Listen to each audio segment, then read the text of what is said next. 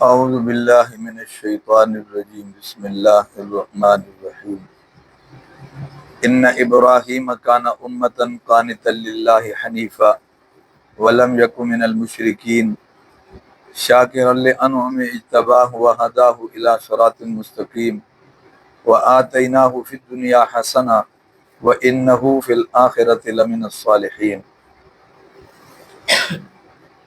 ان ابراہیم، بے شک ابراہیم علیہ السلام، کانا امتن، تھے وہ ایک امت۔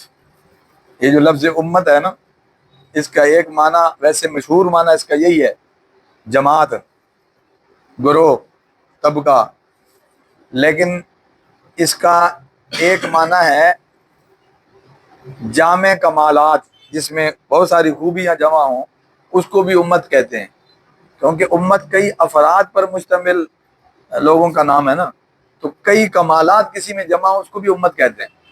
اور اسی طرح پیشوائے امت، پیشوائے قوم، اس کو بھی امت کہتے ہیں۔ قرآن پاک میں یہ معنی استعمال ہوئے ہیں، یعنی لوگوں کا جو پیشوا، اس کو بھی امت کہتے ہیں۔ یہاں زیادہ تر علماء نے اسی پیشوا والا معنی کیا امت کا، اگرچہ امت والا معنی بھی ہو سکتا ہے، ٹھیک ہے۔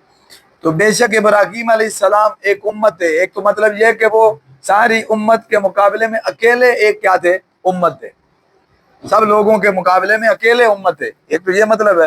دوسرا یہ کہ بے شک ابراہیم علیہ السلام کانا امتن، وہ پیشوا تھے لوگوں کے، رہبر تھے لوگوں کے، اور قانتن، فرما بردار تھے، للہ، اللہ کے، حنیفن، حنیفن کا معنی ہوتا ہے جو کنارہ کش ہو جائے کفر سے، شرک سے اور ہر قسم کے باطل سے، صرف ایک اللہ کا ہو جائے، کنارہ کش ہو کر، اس کو حنیف کہتے ہیں، کنارہ کش ہونے والا۔ یہاں اس کا آسان مفہوم علماء کرتے ہیں یکسو۔ یکسو اسی کو کہتے ہیں جو ہر طرف سے کٹ جائے اور ایک جو ہے نا وہ مقصد پر اپنی توجہ مرکوز کر لے، اس کو یکسو کہتے ہیں۔ سمجھ آ رہی بات جی؟ تو حنیفن کا یہی معنی ہے۔ بے شک ابراہیم علیہ السلام کانا امتن، وہ کیا تھے؟ رہبر تھے، پیشوا تھے قوم کے، قانتن، فرما بردار تھے، للہ، اللہ کے، حنیفن، یکسو تھے، ولم یک من المشرکین، اور نہیں تھے وہ مشرکوں میں سے۔ کتنی تعریفیں آ گئیں ابراہیم علیہ السلام کی۔ شاکرن، شکر گزار تھے، شکر کرنے والے تھے، لانعمہ، اللہ کی نعمتوں کی، اس کی نعمتوں کے کیا کرنے والے تھے؟ شکر کرنے والے تھے، شکر گزار تھے اس کی نعمتوں کے۔ اجتباہ، چن لیا اس کو اللہ نے، وہداہ، اور رہنمائی کی اس کی، الی صراط مستقیم، سیدھے رستے کی طرف۔ وآتیناہ فی الدنیا حسنہ، اور ہم نے دی اس کو دنیا میں بھلائی۔ وانہ فی الآخرۃ لمن الصالحین، اور بے شک آخرت میں وہ نیک لوگوں میں سے ہوگا، اور بے شک آخرت میں وہ نیک لوگوں میں، کئی اور بھی نیک گزرے ہیں انبیاء علیہ السلام، تو وہ بھی انہی میں سے ہوں۔ توجہ فرما لیں، یہاں اصل ضرورت کیوں پیش آئی ابراہیم علیہ السلام کے حوالے کی، پھر ان کی ان تعریفات کی؟ تو ابراہیم علیہ السلام ایک ایسی شخصیت ہیں کہ نبی کریم صلی اللہ علیہ وسلم جہاں تشریف لائے، آپ کو مکے سے بھی واسطہ پڑا ہے، یعنی مکے کے لوگوں کو بھی براہ راست مخاطب کرنے کا موقع ملا ہے۔ پھر ہجرت کے بعد مدینے کے لوگ بھی براہ راست آپ کے کیا تھے؟ مخاطب تھے۔ تو یہاں مشرکین رہتے تھے اور وہاں یہود و نصارہ، سمجھ آ رہی بات جی؟ تو اہل کتاب سے، اور یہ شام تک پھیلے ہوئے تھے، وفود آتے رہتے تھے، حال احوال معلوم ہوتا رہتا تھا، اور بہت سارے سوالات یہی لوگ مشرکین مکہ کو پڑھا کے یہ بھیجتے رہتے تھے۔ تو گویا آپ یوں سمجھ لیں کہ بالواسطہ یا بلا واسطہ مخاطب یہ اہل کتاب، اور دوسرے وہ مشرکین مکہ، یہ تین طبقے ہو گئے، یہود، نصارہ اور مشرکین مکہ۔ یہ تین قسم کے لوگ تھے جو مخاطب، اور یہ تینوں لوگ جو تھے اپنے آپ کو ابراہیم علیہ السلام کی طرف منسوب کرتے تھے۔ عرب کے جو مشرک تھے وہ بھی اپنے آپ کو ابراہیم علیہ السلام کی طرف منسوب کرتے تھے، اور یہود و نصارہ بھی اپنے آپ کو ابراہیم علیہ السلام کی طرف کیا کرتے تھے؟ صرف منسوب ہی نہیں کرتے تھے، بلکہ اس بات کے دعوے دار تھے کہ گویا ہم ہی ان کی راہ پر ہیں، ہم ہی ان کے وارث ہیں، ہم ان کے طریقے پر چل رہے ہیں، اور نبی علیہ الصلوۃ والسلام کو گویا تانے کے طور پر یہ بات کرتے تھے کہ آپ ان کے کیا ہیں، مخالف سمت میں ہیں، ہم ان کی راہ پر ہیں، اصل وارث ہم ہیں۔ تو یہاں اللہ جل جلالہ نے وضاحت یہ فرما دی کہ ابراہیم علیہ السلام کی یہ خوبیاں، یہ صفات تھی ان کی، تمہارا ان سے کوئی جوڑ ہے صحیح؟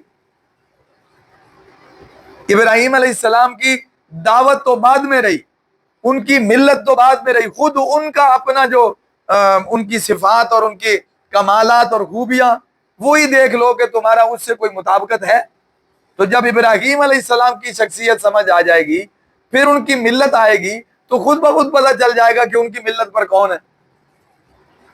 مثال کے طور پر ابراہیم علیہ السلام یوں تو اللہ کے پیغمبر ہیں اور اللہ کے نبی ہیں، اور اپنی قوم کی طرف مبعوث ہوئے ہیں، ایسی قوم کہ جو شرک میں ڈوبی ہوئی تھی، ایک ایک فرد ناخن سے لے کر سر کے بالوں تک شرک میں ڈوبے ہوئے، اور آپ ان کی اس گمراہی کا، ضلالت کا اور گمراہی کے گڑھے میں گہرائی تک گر جانے کا اندازہ آپ اس بات سے لگا لیں کہ ابراہیم علیہ السلام کی دعوت پر وہ مخالف نہیں ہو گئے، دشمن بن گئے، دشمن، کہ ہم تجھے نکال دیں گے یہاں سے، ہم تجھے پتھر مار مار کے کیا کر دیں گے، ختم کر دیں گے۔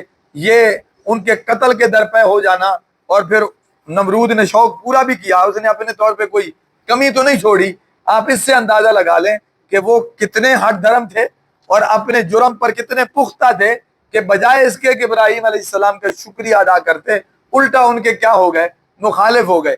تو ابراہیم علیہ السلام نے بہت سمجھایا سجایا ان کو، لیکن آخر ابراہیم علیہ السلام نے بھی ان سے کیا کیا ہے، بائیکاٹ کیا ہے کہ میں تمہارے اور تمہارے معبودوں سے بری ہوں، میرا تم سے کوئی تعلق نہیں، جب تک تم ایمان نہیں لاتے تب تک تمہارا میرا کوئی تعلق نہیں ہے۔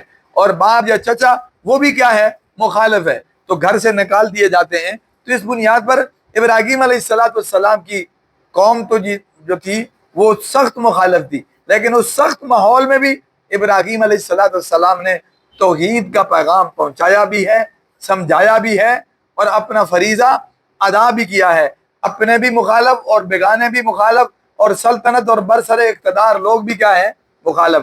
نبی کریم صلی اللہ علیہ وسلم کی آپ حالت دیکھیں کہ وہی مکہ ہے جسے ابراہیم علیہ السلام کی اولاد نے آباد کیا ہے، وہی بیت اللہ ہے جسے ابراہیم علیہ السلام اور اسماعیل علیہ السلام نے تعمیر کیا ہے۔ محمد عربی صلی اللہ علیہ وسلم کو اللہ سے مانگ کر گئے ہیں، آپ صلی اللہ علیہ وسلم وہاں تشریف لاتے ہیں تو آپ کے ساتھ بھی ویسے ہی معاملہ ہے، مکے والے بھی آپ کے کیا ہو گئے، مخالف، ارد گرد والے بھی آپ کے کیا ہو گئے، مخالف، اور جہاں مدینہ تشریف لے گئے تو وہاں بھی مخالفت موجود ہے، تو برادری بھی مخالف، اور رؤساء، امراء، وہ بھی آپ کے کیا ہو گئے، مخالف۔ تو اس بنیاد پر ابراہیم علیہ السلام کی ملت پر چلتے ہوئے نبی کریم صلی اللہ علیہ وسلم نے بھی اسی طرح دعوت دی ہے، اسی طرح حالات کا سامنا کیا ہے جیسے ابراہیم علیہ السلام نے کیا ہے۔ تو ابراہیم علیہ السلام کی شخصیت دیکھیں کہ وہ اکیلے امت کے برابر تھے، یا دوسرا مطلب یہ ہے کہ وہ پیشوا تھے اپنی قوم کے، اور اسی طرح وہ فرما بردار تھے اللہ کے، اور کنارہ کش رہنے والے، یکسو ہو کر عبادت کرنے والے، شرک سے دور رہنے والے، اللہ کی نعمتوں کا شکر کرنے والے، اور اسی طرح اللہ کے چنے ہوئے اور خاص اللہ کی رہنمائی پہ چلنے والے، کہ اللہ نے ان کو صراط مستقیم کی طرف کیا کی ہے، رہنمائی کی ہے۔ وہ دنیا میں بھی ان کے لیے بھلائی لکھ دی، اور آخرت میں بھی وہ کیا ہے، نیک لوگوں میں سے ہوں گے۔ تو ابراہیم علیہ السلام کا تو یہ ہے بایو ڈیٹا، یہ ہے ان کا تعارف، یہ ہے ان کی پہچان، یہ ہے ان کی تعریف۔ تو تم دیکھو کون سی حرکت تمہاری ان سے مطابقت رکھتی ہے، کون سا عمل تمہارا ان سے مطابق ہے، سمجھ آ رہی بات؟ وہ جتنے یکسو تم اتنے مشرک ہو، وہ جتنے شکر گزار تم اتنے نہ شکرے اور نہ قدرے۔ اللہ کا رسول بھی تمہارے گھر آیا، اللہ کی کتاب بھی تمہارے پاس آئی، تم نے اس کی قدر نہیں کی۔ وہ نعمتوں کی قدر کرنے والے اور تم نعمتوں کی ناشکری کرنے والے۔ جیسے ابراہیم علیہ السلام چنے ہوئے، ایسے محمد عربی صلی اللہ علیہ وسلم بھی مجتبی، آپ بھی کیا ہیں، چنے ہوئے۔ تو اس بنیاد پر ابراہیم علیہ السلام کے کردار کو اور آپ کی پہچان کو، تعریف کو سامنے رکھو تو اندازہ ہو جائے گا کہ ان سے مطابقت کس کو ہے۔ ان سے مطابقت تو کم از کم محمد عربی صلی اللہ علیہ وسلم کو ہے. آپ ان کی ملت میں چلنے والے ہیں, تمہارا دور دور کبھی کوئی تعلق واسطہ خاندانی ہو اپنی جگہ پر, مگر کم از کم کردار, عقیدے اور عمل کے حساب سے تمہارا ان سے کوئی واسطہ اور تعلق نہیں ہے. تم ان کی ملت پر نہیں ہو, تم ان کے دین پر نہیں ہو, تم ان کی تعلیمات پر نہیں ہو. آ جائے گی سمجھ میں بات جی؟ تو گویا اللہ نے باحوالہ اور وہ بھی بڑی تفصیل کے ساتھ یہ بات بیان فرما دی کہ ملت ابراہیم پر کون ہے. اب اگلی آیت میں آئے گا کہ براہ راست نبی کریم صلی اللہ علیہ وسلم کو خطاب ہے کہ آپ ملت ابراہیم کے مطابق چلیں. تو اس سے بھی پتہ چل جائے گا کہ آپ جو کچھ کر رہے ہیں وہ ملت ابراہیم کے مطابق ہے, تم ملت ابراہیم سے ہٹے ہوئے ہو. ہمیں تانا نہ دو, اپنی اصلاح کرو. سمجھ آ رہی بات جی؟ اللہ سمجھ نصیب کرے. اللہ عمل کے توفیق.